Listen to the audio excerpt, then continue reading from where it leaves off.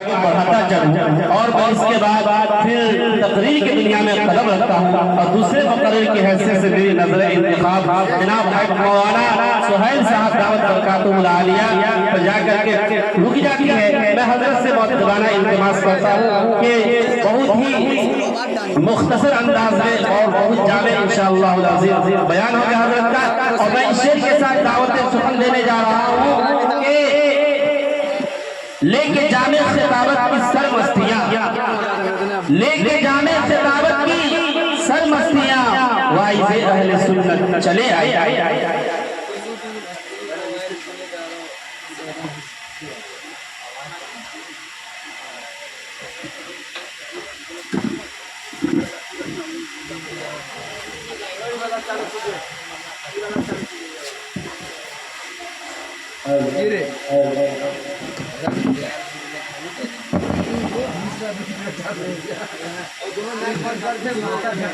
बीस रुपया एक 10 रुपया बोल हो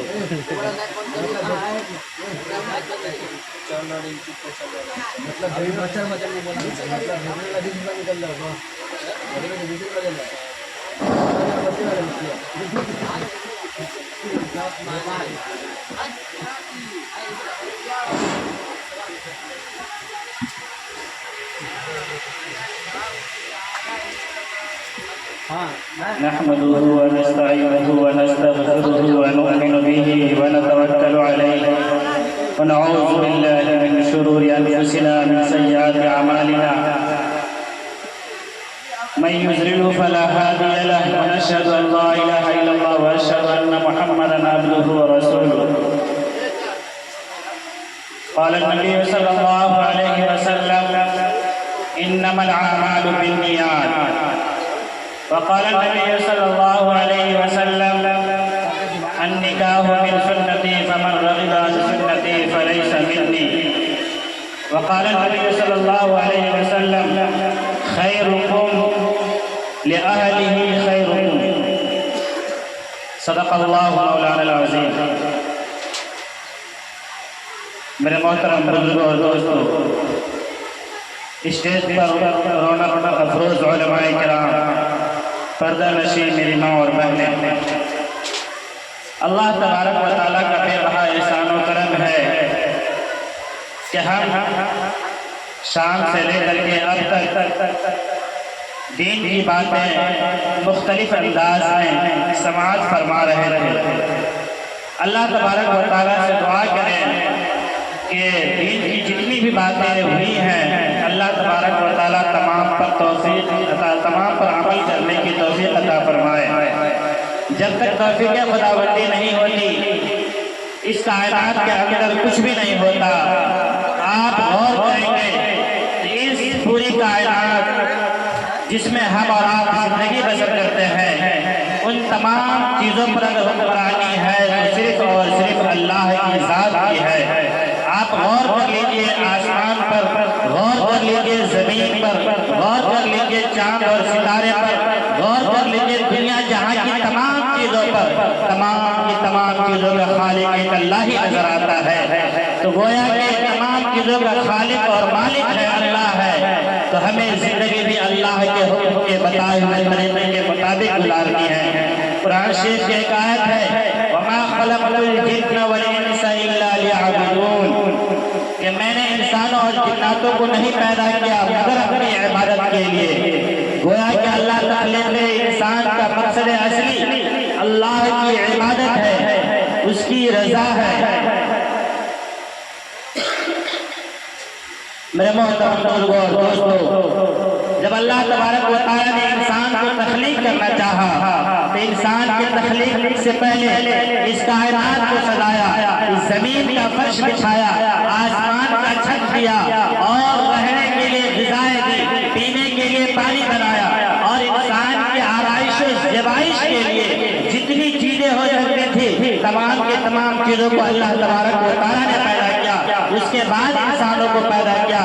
کسی کو کسی شاعر نے کیا خوب کہا ہے، کھیتیاں سرسبز ہے تیری غذا کے واسطے، کھیتیاں سرسبز ہے تیری غذا کے واسطے، چاند سورج اور ستارے ہیں ضیاء کے واسطے، بحر و بر شمس و قمر ماہ و شمع کے واسطے، یہ جہاں تیرے لیے تو واسطے اللہ تبارک و تعالیٰ نے دنیا کی جہاں تمام چیزوں کو انسانوں کے لیے بنایا ہے، لیکن اللہ تبارک و تعالیٰ نے انسان کو اس کائنات کے لیے نہیں بنایا ہے، اسے دوسرے جہاں میں بھی جانی ہے، اس جہاں سے منتقل ہونی ہے۔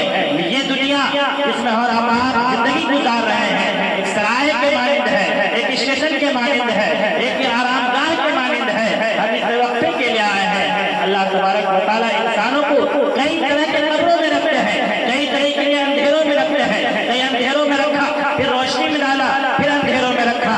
آپ غور کریں کہ ہماری زندگی کی شروعات جب ہوتی ہے ہم 9 مہینے ماں کے پیٹ میں اندھیری کوٹھی میں رہتے ہیں، پھر اللہ تبارک و تعالیٰ ہمیں روشنی میں لایا، اس کائنات کے اندر وجود بخشا، ہم اس کائنات کے اندر اپنی آنکھیں کھولتے ہیں، اس کے بعد جب ہماری روح فنا ہو جاتی ہے، ہماری روح فنا ہو جاتی ہے، ہم اس دنیا سے انتقال کر جاتے ہیں، پھر ہم قبر کے اندھیروں میں چلے جاتے ہیں، پھر اللہ تبارک و تعالیٰ وہاں بھی ہماری زندگی بخشتی ہے۔ میرے محترم بزرگوں دوستو، ہم جب اندھیرے سے روشنی کی جانب آئے، اس روشنی میں ہمیں آئے تو ہمیں اللہ کے بتائے ہوئے طریقے کے مطابق، رسول کے بتائے ہوئے طریقے کے مطابق ہمیں زندگی گزارنا ہے۔ اللہ تبارک و تعالیٰ نے اہل ایمان کو اور مسلمانوں کو قدم قدم پر رہنمائی کی ہے، ہر لحاظ سے رہنمائی کی ہے، ہر طور پر رہنمائی کی ہے کہ ہمیں زندگی کس طریقے سے گزارنا ہے۔ اگر آپ والدین ہیں تو آپ صلی اللہ علیہ وسلم کی زندگی کو دیکھیے کہ وہ بھی والد ہے، اپنے بچوں کی پرورش برداشت کس طریقے سے کی ہے۔ آپ جو بھی ہے جس نہج پر بھی ہے، آپ صلی اللہ علیہ وسلم کی سیرت اسی نہج پر آپ کو نظر آئے گی۔ کسی نے کہا ہے کہ آپ صلی اللہ علیہ وسلم کی سیرت آسمان کے مانند ہے۔ آپ نے آسمانوں پہ کبھی غور کیا؟ آسمان کو ہر شخص جہاں سے بھی دیکھے، جس جگہ سے بھی دیکھے، جس زاویے سے دیکھے، آسمان نظر آتا ہے۔ ویسے ہی آپ صلی اللہ علیہ وسلم کی سیرت مبارکہ ہے۔ آپ صلی اللہ علیہ وسلم کی سیرت مبارکہ میں آپ جس نہج پر غور کریں گے اس میں رہنمائی ملے گی۔ آپ اولاد کی تربیت کے سلسلے میں غور کریں گے اس میں بھی رہنمائی ملے گی، معاشرتی زندگی میں غور کریں گے اس میں بھی رہنمائی ملے گی، خاندانی زندگی میں غور کریں گے اس میں بھی رہنمائی ملے گی۔ زندگی کے ہر قدم پر آپ صلی اللہ علیہ وسلم کی سیرت کی رہنمائی ملے گی۔ میرے محترم بزرگوں، یہ مجلس جو سجائی گئی ہے، جو بسائی گئی ہے، یہ دینی مجلس ہے۔ ہمیں اس میں نیت خالص ہونی چاہیے کہ ہم جو کل شادی بیاہ کرنے جا رہے ہیں ہم سنت کے مطابق کریں تاکہ اللہ تبارک و تعالی ہمارے رشتوں میں برکت عطا فرمائے۔ برکت کیا چیز ہے؟ رشتوں میں برکت عطا فرمائے، برکت آپس میں محبتیں ہو، دونوں خاندانوں کے درمیان کے تعلقات آپس میں اچھے ہو۔ ایسا نہ ہو اب تو رشتے تو ہو جاتے ہیں لیکن بہت جلد دونوں کے درمیان ناچاکی ہو جاتی ہے، گھر میں بے چینی ہو جاتی ہے، آپس میں دوریاں پیدا ہو جاتی ہے، اور رشتے کا جو مقصد اصلی ہے وہ دن بدن فوت ہوتا جاتا ہے۔ اس کے پیچھے ہمیں غور کرنے کا مقام ہے کہ ہمیں ہمارے گھروں کے اندر کیوں بے چینیاں پیدا ہو رہی ہے، کیوں رشتوں میں خرابیاں پیدا آ رہی ہے، کیوں رشتوں میں دراریں پیدا ہو رہی ہے، ہمیں اس پہ غور کرنے کا مقام ہے۔ سب سے پہلی چیز جو یہ ہے کہ ہمارے رشتوں میں جو دراریں پیدا ہوتی ہے، ہمارے اندر نظر انداز کرنے کا مادہ ختم ہو گیا، درگزر کرنے کا دور ختم ہو گیا، معاف کرنے کی صلاحیتیں ختم ہو گئی۔ ہم ایک دوسرے کے خطاؤں کو معاف کریں گے، ایک دوسرے کی غلطیوں کو درگزر کریں گے تو آپس میں محبتیں بڑھیں گی، دو خاندانوں کے درمیان محبتیں بڑھیں گی، دو رشتہ داروں کے درمیان محبتیں بڑھیں گی۔ لیکن ہم اپنی غلطیوں پر کوئی نظر نہیں رکھتے، دوسرے کی غلطیوں کو بہت بے باکی کے ساتھ شمار کرتے ہیں۔ جب کہا گیا ہے، کسی نے کہا ہے کہ رشتہ اور رسی دونوں یکساں ہے، دونوں برابر ہے۔ اگر رسی کو دونوں طرف سے یکساں طور پر کھینچا جائے تو مضبوط سے مضبوط رسی ٹوٹ جاتی ہے۔ ایسے ہی رشتہ بھی ہے، اگر رشتے کو انا کی رسی انا کے طور پر اگر دونوں طرف سے دونوں لڑکے والے اور لڑکی والے آپس میں کھینچیں گے ناچاکیاں ہوں گی، آپس میں دشمنی ہوں گی، کینے اور حسد پیدا ہوں گے، آخرکار نتیجہ آجا رسید طلاق کی نوبتیں آ جاتی ہے۔ میرے محترم بزرگوں دوستو، آپ نے نکاح بھی ایک عبادت ہے، آپ نے عبادت کے طریقے کو دیکھا، آپ نے عبادت کے اصول کو دیکھا، آپ نے عبادت کے اسلوب کو دیکھا کہ ہم جو بھی عبادت کرتے ہیں ہمارا انداز کیا ہوتا ہے، ہمارا طریقہ کیا ہوتا ہے، ہم کس نہج پر عبادت کرتے ہیں۔ نماز بھی ایک عبادت ہے، ہم نماز پڑھنے کے لیے جاتے ہیں، پہلے